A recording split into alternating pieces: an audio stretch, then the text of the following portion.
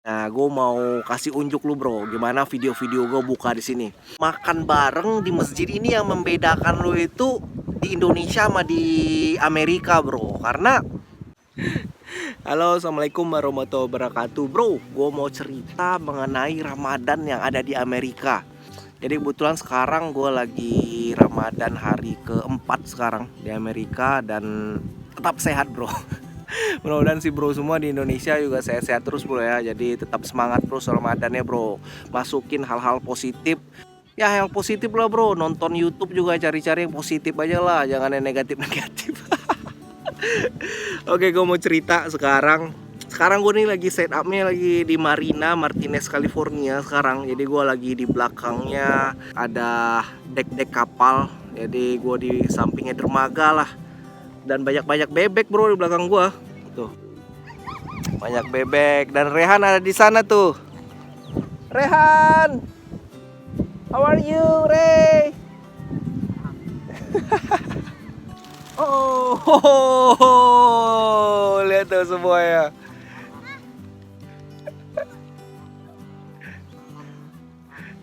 Bebeknya pada naik-naik semua.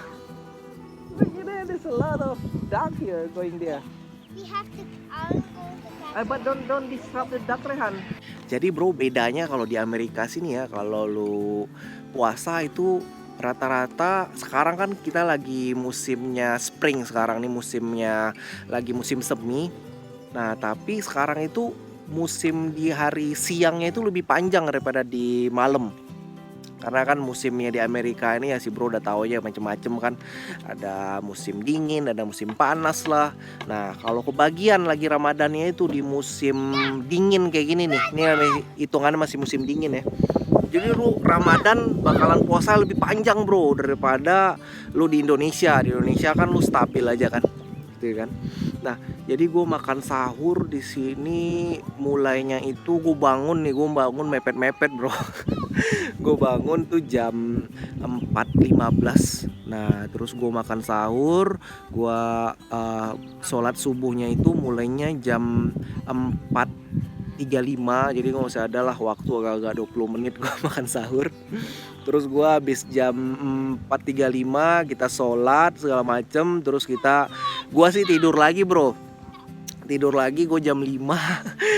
Terus gue bangun lagi jam 8 karena gue pergi masuk kerja itu gue jam 9 kan. Jadi masih ada waktu lah gue bisa curi-curi tidur bro.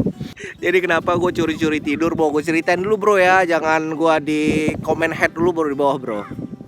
Jadi ceritanya gue harus curi-curi tidur bro. Karena ya 16 jam tadi kita harus ngakalin gimana Ramadan di Amerika. Nah karena lu kalau kerja di Amerika gini nggak ada tuh istilahnya wah sekarang kita bulan Ramadan ya kasih kendor dikit lah, nggak bisa bro. Jadi lu kerja tetep, lu 8 jam kerja, lu harus segala macam follow up, lu nggak bisa pulang cepet, nggak ada alasan lah bro di sini. Ramadan segala macam ya, ya mereka menghargai tapi lu harus komit gitu, lu jam kerja lu segitu, lu harus gitu. Dan gue tuh pulang kerja jam 5, jam setengah 6 sama lah seperti biasanya kan. Nah, setelah itu bukanya di sini itu mulainya jam 8.16. Jam 8.16. Jadi pas lah 16 jam kerja kan.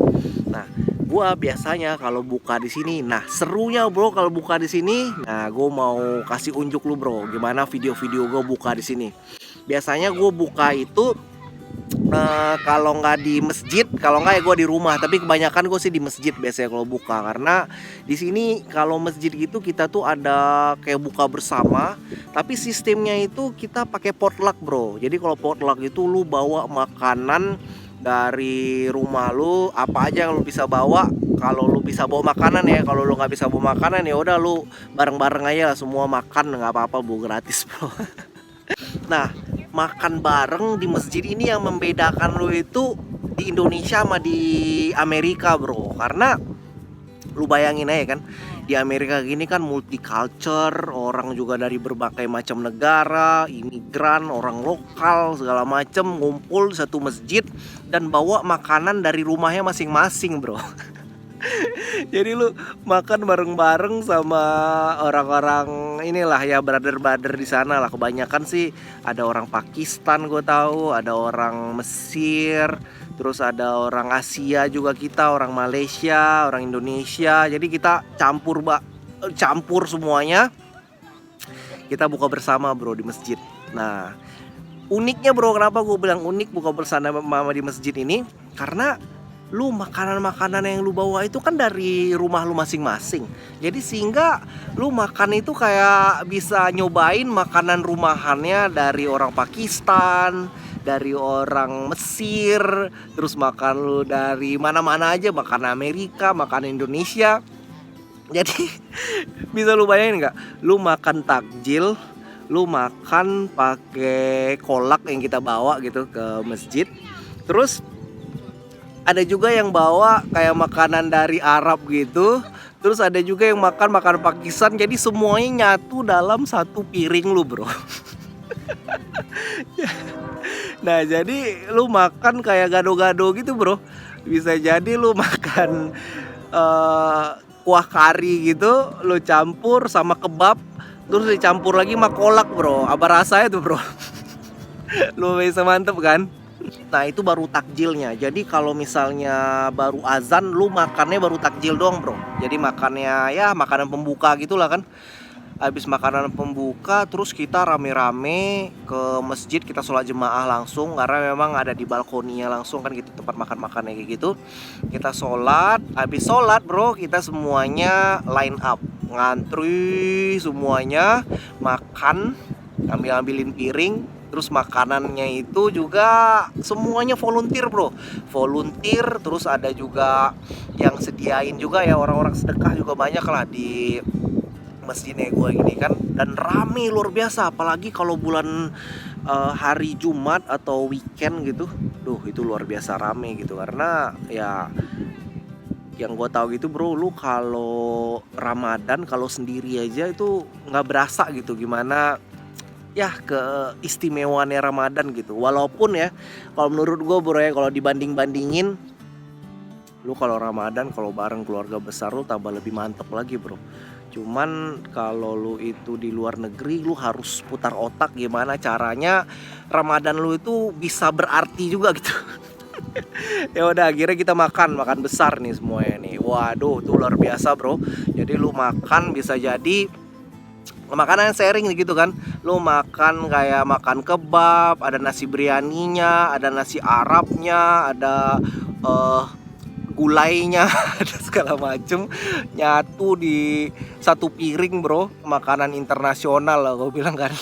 Terus kita habis makan semuanya kan masih ada tuh, makan selesai kira-kira jam 9 atau 9 lebih gitu kan. Nah terus lu masih ada waktu sampai jam 9.45 untuk sholat isya bro.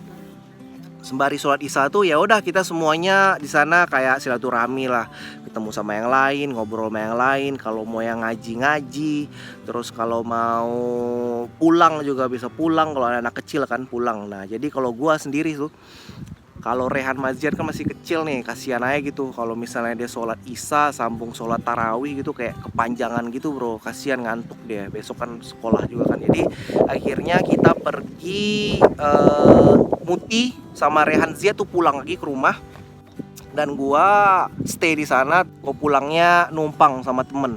Ya udah sama bro, abis sholat isya, sholat tarawih, lanjut sholat tarawihnya itu 2 rakaat sampai 8 rakaat, sambung sholat witir 21 gitu. Jadi seperti itu bro.